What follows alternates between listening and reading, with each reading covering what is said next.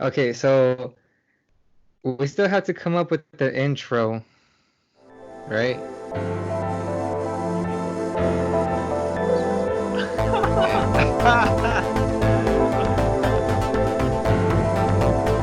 Okay.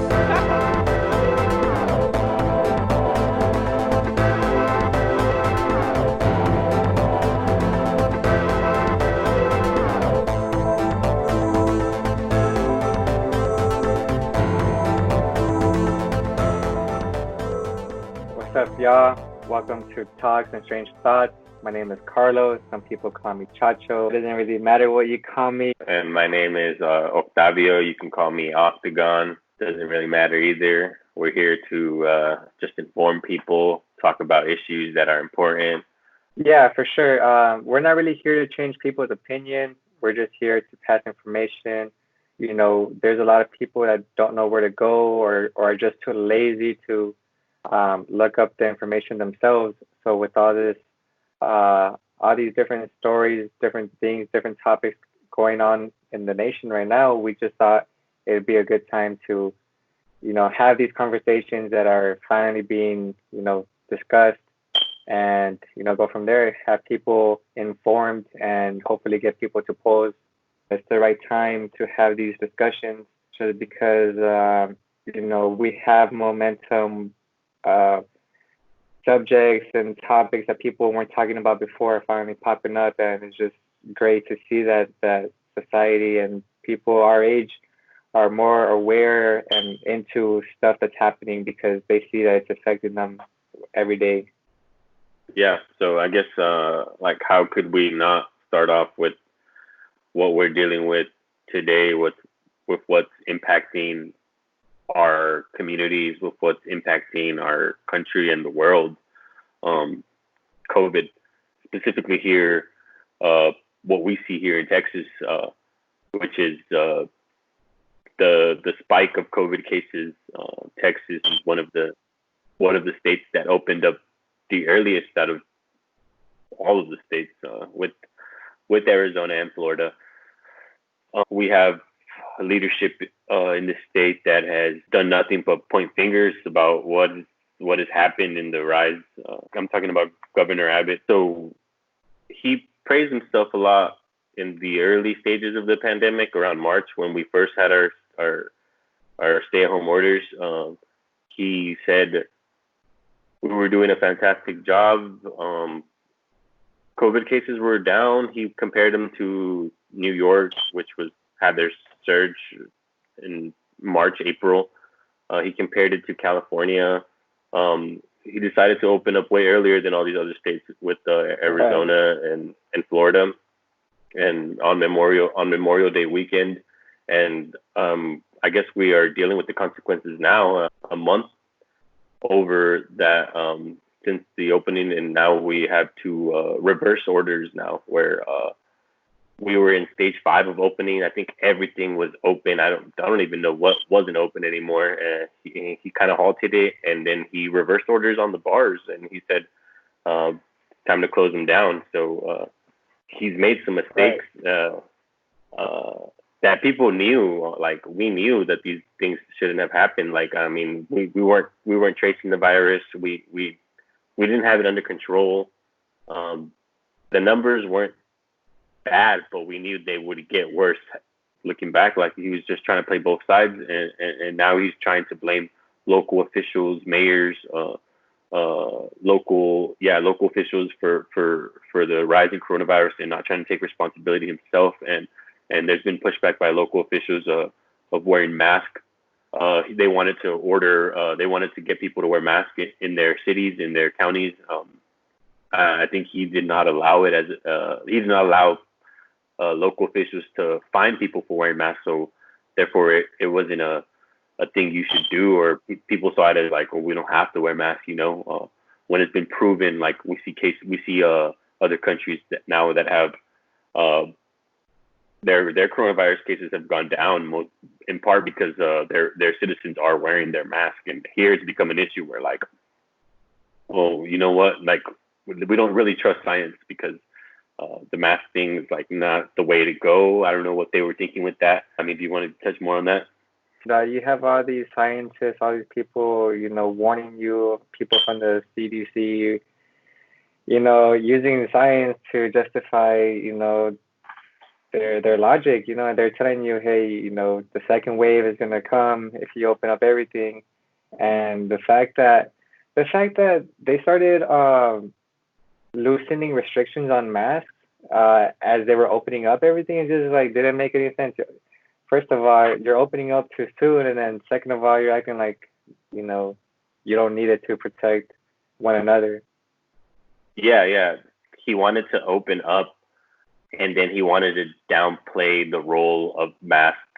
If you look at that, like it just doesn't make any sense because okay, you want to open up for the economy, which is fine. We understand people need to work, people have jobs, like you want to get the economy going. But then to say like to not make masks a requirement when when the coronavirus is obviously still there, like it's still hitting people, like then the trend never went down. The mask issue now has become something that has become a political issue where like we have people at stores throwing fits now for them feeling like their rights have been infringed if they're told to wear a mask by the CDC or they're told to wear a mask by experts for the protection of others, and rather they want to see it as like, oh, it's they're infringing on my rights, rather than we're here as a society. We were one of the first states to open up, like Arizona and Florida, and that's that shows you that these Republican states they have an agenda, they have something to push forward, whatever that is. Time will tell. And it goes to the top, to the leadership. Our own president is over here saying that he wants to reduce, the testing, that way the numbers stay down. And he's over here trying to, he's not even trying to help us get testing. If anything, he's trying to take away the testing. Why? Yeah, and I think the importance for these leaders is like, and they've proven it all along, and they show us every time is just the economy. They're worried about. They want the jobs to be there. I mean, they want to really appease the business interests that support them. They want to appease their base that they see as their rights are being infringed. Like they know who their supporters are, and they're targeting them pretty well. And now they're facing the consequences of the coronavirus and how it's hit. And now we have, like you said, President Trump trying to slow down the testing, which is just like, I mean, that just makes no sense whatsoever. Yeah, it makes no sense. And I know people have seen all these different videos of China, whenever they were on lockdown. People would go on, public transportation, the buses, the trains, they would like spray them down, disinfect them. And I don't see that happening here. Like even when everybody was at the stay at home orders, I didn't see that. I had to take my car to the dealership actually, and they sprayed it down. But luckily that was a local dealership. Why aren't they doing that for buses and even freaking airplanes? Like you see how packed these airplanes have been, and it's just amazing how we act like the pandemic is gone pretty much. Yeah, man, the response has been bad, and I read something about like Governor Abbott is he's pretty lucky to not have an election this year because he's made a lot of mistakes, and he's not trying to own up to them. He's passing the blame, as I said, and I'm sure he's thankful, like he's not up for election. But I mean, I wanted to touch on San Antonio actually. The Metro Health Director just resigned last week, and she said in her letter of resignation that the next person to be appointed to that position should be a person of color. And I mean, she also outlines that the city of San Antonio is predominantly minority, 60% Hispanic, about 20% white, 8% African American. Um, so, I mean, that's pretty big news right there. She's resigning. She says somebody that's more equipped to deal with the city, with that type of demographic, somebody that can better understand the problems for minorities to um, see a doctor, to reach them in terms of COVID, and the obstacles for minorities. I'm guessing she can't relate to is is real. Like, and it's just something that Yeah. I give her credit for. What she thought was normal turns out it's a whole different experience for people that's fortunate that don't have the ability to have healthcare just because our healthcare system is so corrupt and it's just for profit companies that just benefit off the people who actually need the the medicine. Yeah, right. And uh, it opens up the opportunity for a person, I guess, of color to come in who can better recognize the problems that a person here in San Antonio faces, the obstacles they face to get to the doctors. Maybe and hopefully the next director is, if they are a person of color, they better understand those barriers for people to see a doctor, like especially immigrant communities in the city, people that don't have a healthcare, like people that have to work jobs, like what is the city going to do to get people to take a COVID test, to get people to shelter in place? What does the local government have to do to make sure they're okay, make sure they're not spreading the virus? Because many times people still have to work. The lines actually for the COVID testing. As we said, Trump wanted to slow it down. The lines still for some places in some parts of cities, especially minority communities, the lines are long, man. Like I've seen people lining up 4 a.m., 5 a.m. just to get a test for COVID. Like that's ridiculous. That should not be happening. Yeah, it shouldn't be happening. And like you said, let me touch back on that. She doesn't know how it's like not to have healthcare. She doesn't know how it's like to have that unexpected expense that you're living paycheck to paycheck and you can't afford to go to a doctor. The whole testing and everything, we should just fund more money into that. We should like invest more into that just because it's not gonna go away if we just stop paying attention to it. Yeah, I mean, and that's kind of what is coming from the top. They kind of just want to ignore it. I think I've heard Trump say a few times like it's gonna go away it's gonna go away. He said it a few times these past few months.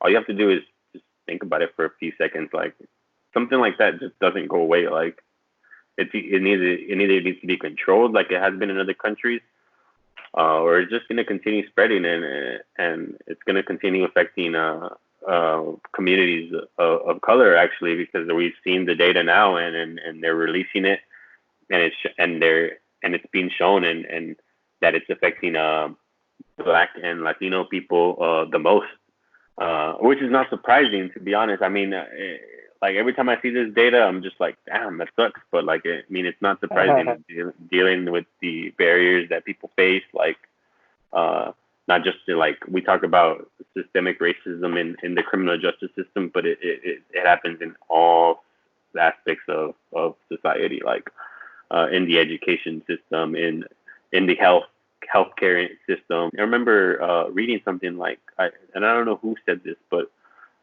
they were talking about Black people, and they were saying when white people get the cold, Black people get the flu, and that's how we should look at these things. Like when coronavirus hits, like it's gonna hit a certain amount of people in some type of way, but it's gonna hit minorities even worse. I think that was the point of the quote. But yeah, on the data, actually the CDC got sued by the New York Times to release racial data on coronavirus. So they got sued. They released it. The numbers are what we expect. They're not very surprising, but they're very disappointing. Minorities don't have the privilege to take a few days off like I said, living paycheck to paycheck. You're counting your hours because you're looking at the bills. They don't stop coming. And minorities, it's not like they could work from home. A lot of their jobs are like hard labor. Who's picking out all the fruit and vegetables in the field? Who's working at the warehouses? Amazon Prime is booming right now. Amazon is just making all this money in this recession. Apparently, the rich are getting richer while the working class is struggling to survive and not get sick working. Yeah, I mean, you said it pretty much. The people are working. Who makes up the working class? Black and brown people. They are out there. Like this pandemic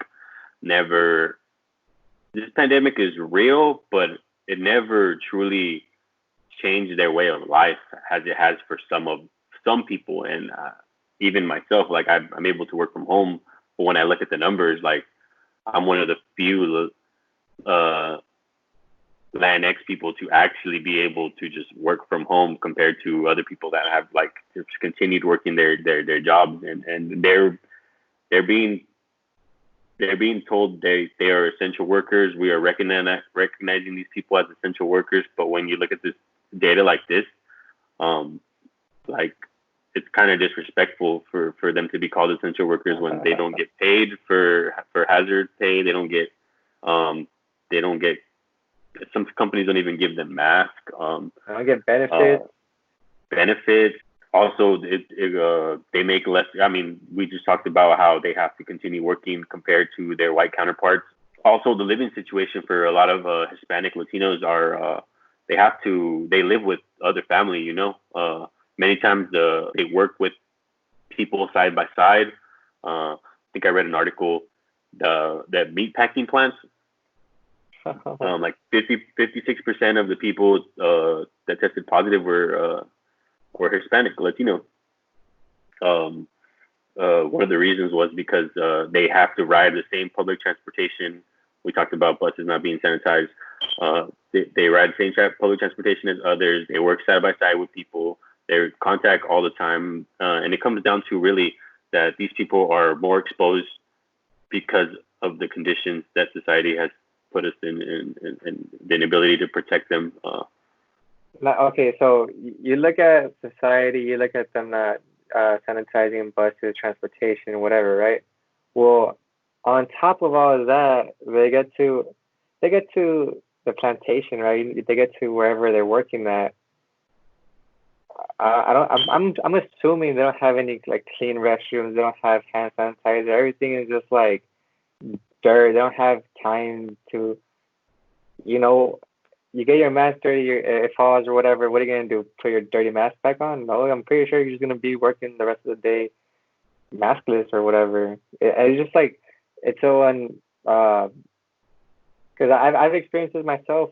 I work in the pipelines, and it's like sometimes it's just dirty. Like I take my own like soap. I have my hand sanitizer. Like I say, I follow the procedures, but even at then, I just see like all these other people who are asleep, that they don't want to like follow procedures, follow like protocol or whatever, and it makes you think.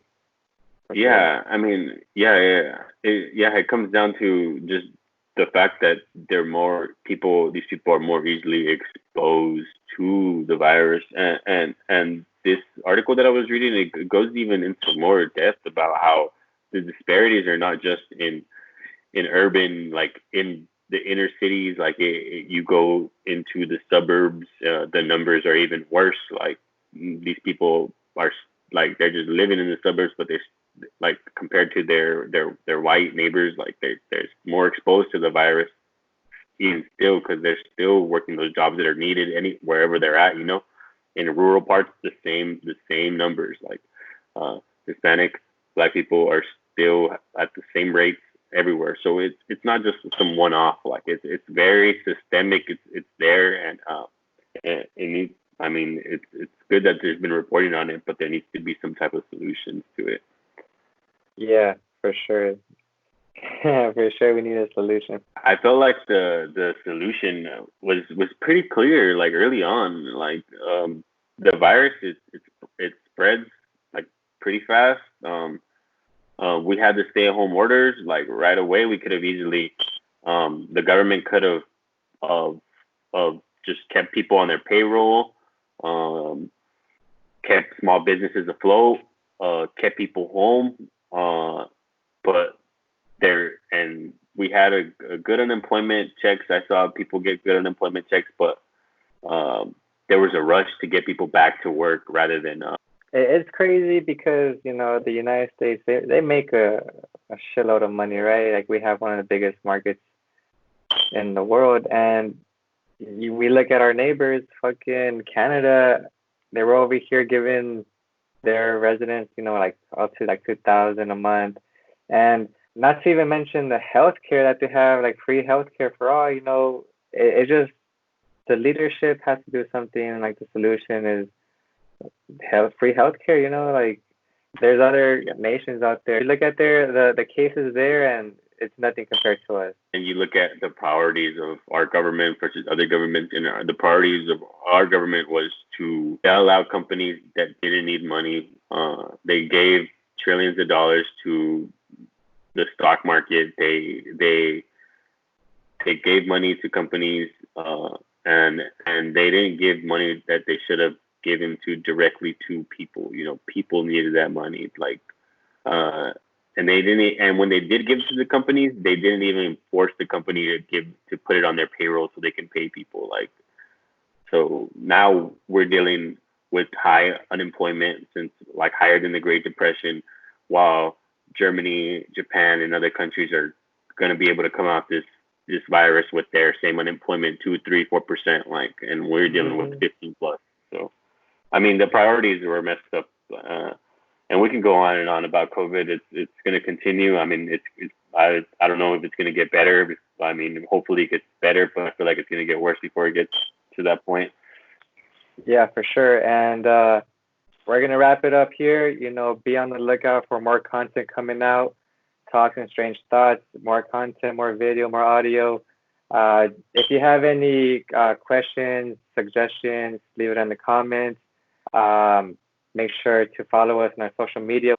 If you have any input for us, anything you want us to talk about, I mean, we're talking about everything here. So we have opinions on everything. We have issues. We have like we can bring facts to every issue.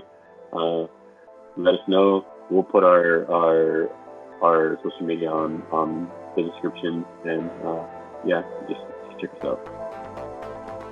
All right, for sure. Well, until next time, adios.